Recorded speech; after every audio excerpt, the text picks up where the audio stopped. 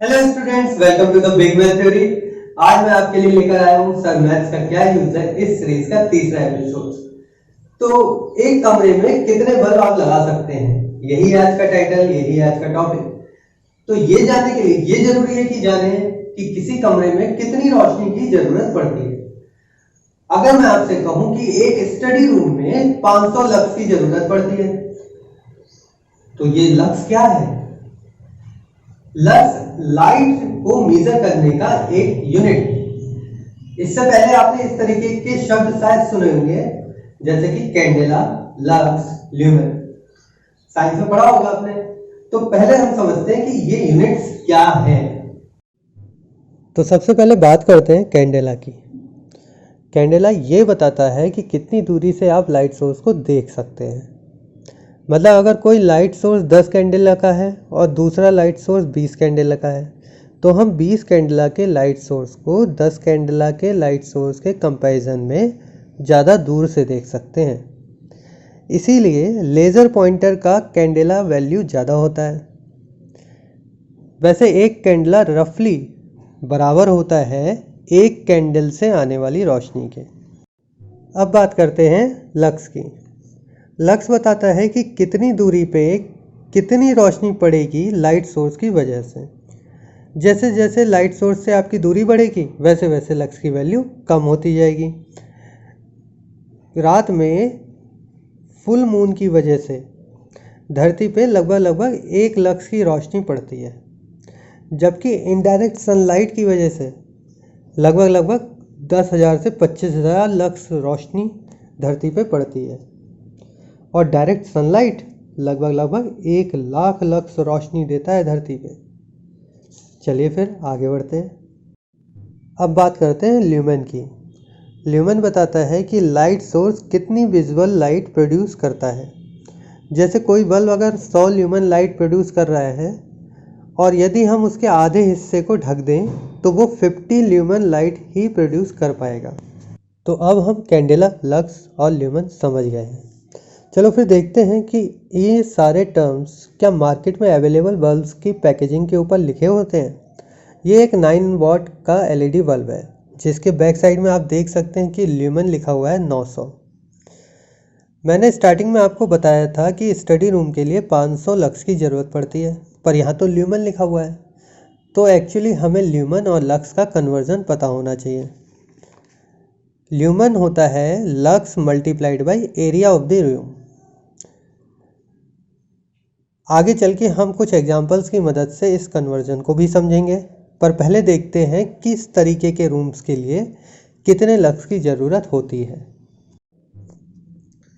तो study room के लिए 500 लक्स की ज़रूरत पड़ेगी, कंप्यूटर रूम के लिए भी 500 लक्स, किचन के लिए भी 500 लक्स और बाथरूम के लिए 400 लक्स।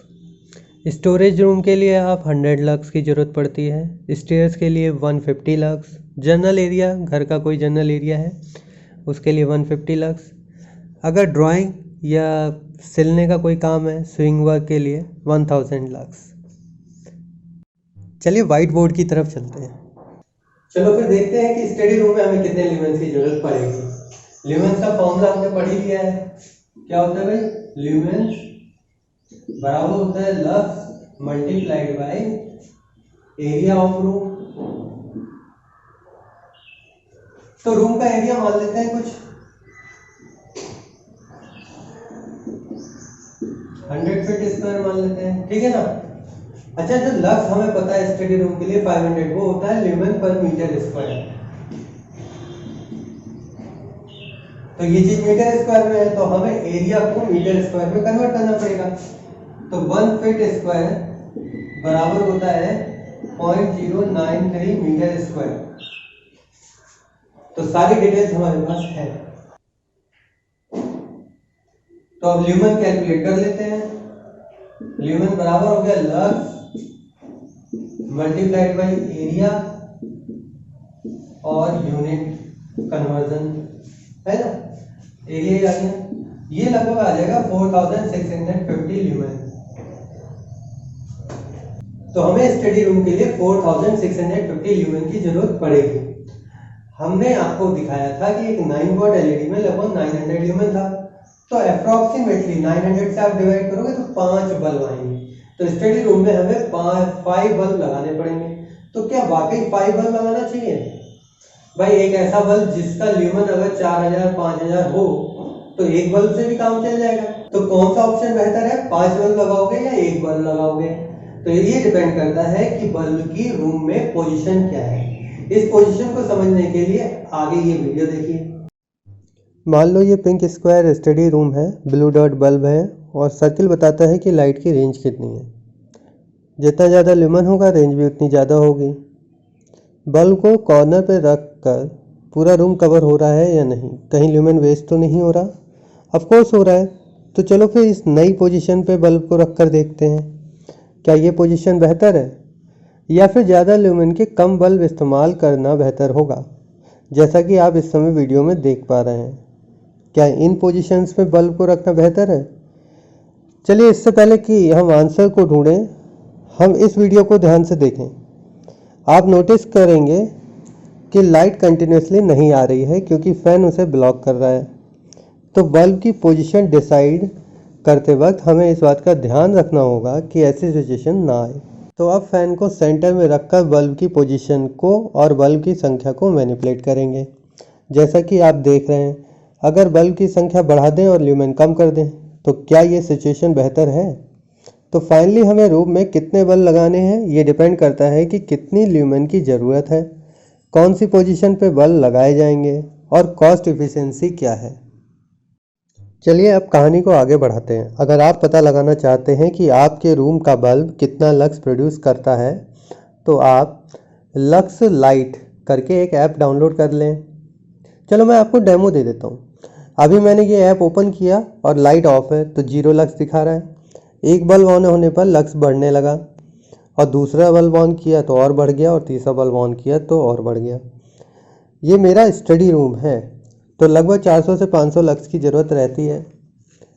अब मैं मोबाइल को लाइट सोर्स से दूर ले जा रहा हूँ तो आप देख रहे हैं कि लक्स कम हो रहा है। मैंने आपको बताया था कि लक्स लाइट सोर्स से डिस्टेंस के बढ़ने पे कम हो जाता है। अच्छा, लाइट की यूनिट का नाम लक्स क्यों रखेंगे, है ना? कोई सोप कंपनी अपने सोप का नाम लक्स क्यों रख रही है? एक्चुअली लैटिन भाषा का वर्ड है लक्स और लक्स का मतलब होता है लाइट, इसीलिए ये सारी बातें हैं। लक्स एसआई यूनिट होती है लाइट की। एसआई मतलब इंटरनेशनल सिस्टम, पर इंटरनेशनल सिस्टम की शॉर्ट फॉर्म आईएस नहीं होना चाहिए था, तो एसआई क्यों? एक्चुअली फ्रेंच भाषा में एसआई होता है सिस्टम इंटरनेशनल, और इसीलिए ऐसा होता है। वैसे लाइट के बारे में मैं आपसे इतनी सारी बातें क्यों कर रहा हूँ? एक्चुअली होता क्या है कि लाइट का हमारे जीवन पे, हमारे शरीर पे, हमारे बौद्धिक विकास पर नेगेटिव और पॉजिटिव इफेक्ट पड़ता है। अगर लाइट ज़्यादा है या बहुत कम है तो इसके नेगेटिव इफेक्ट पड़ते हैं, जैसे कि अनिद्रा, आंखों में दर्द, थकान, सर दर्द। और अगर लाइट पर्याप्त मात्रा में तो ये हमारे शरीर बौद्धिक विकास के लिए बेनिफिशियल होता है। प्रोडक्टिविटी बढ़ती है, एक्टिवनेस बढ़ती है। These are all good things. इस वीडियो को आप दोबारा देखें, इसमें लिखा है कलर टेम्परेचर 6500 K। एक्चुअली ये होता है 6500 केल्विन। ये रेटिंग भी बहुत इंपॉर्टेंट है। ये बताता है कि बल्ब कूल वाइट लाइट दे रहा है या नेचुरल लाइट दे रहा है या वार्म लाइट दे रहा है। वार्म लाइट बेडरूम के लिए बेहतर होती है जहां आप आराम करते हैं। नेचुरल वाइट लाइट किचन या बाथरूम के लिए बेहतर होगी। कूल वाइट लाइट फोकस्ड कामों के लिए जैसे कि रीडिंग या सिलाई का काम। एक्चुअली ब्लू स्काई लगभग 10,000 केल्विन टेम्परेचर देता है, जबकि कूल वाइट लाइट 5000 से 6500 केल्विन के बीच होता है। नेचुरल वाइट लाइट 4000 से 5000 केल्विन के बीच और वार्म लाइट 2500 से 4000 केल्विन के बीच। चलिए फिर देखते हैं क्या हमें अपने सारे सवालों के जवाब मिल गए। How much light is needed वो मैंने आपको बता दिया। What type of light is required, cool या वार्म, वो भी मैंने आपको बता दिया। Where to place the bulb वो मैंने आपको बता दिया। How many bulbs are required, उसको कैलकुलेट कैसे करते हैं वो मैंने आपको बता दिया। याद रहे हमेशा बल्ब खरीदने से पहले ल्यूमेन को चेक करें। Thank you for watching the video. इस वीडियो को ज़्यादा से ज़्यादा लोगों तक पहुंचाइए ताकि लोग इस बात को समझ सकें कि मैथ्स का रियल लाइफ में क्या यूज़ है। बहुत सारे स्टूडेंट्स इस बात से कंफ्यूज होते हैं कि जो हम मैथ्स पढ़ते हैं उसका रियल लाइफ में कहीं यूज़ होता है या नहीं। लाइक करिए, शेयर करिए, सब्सक्राइब करिए। Thank you once again.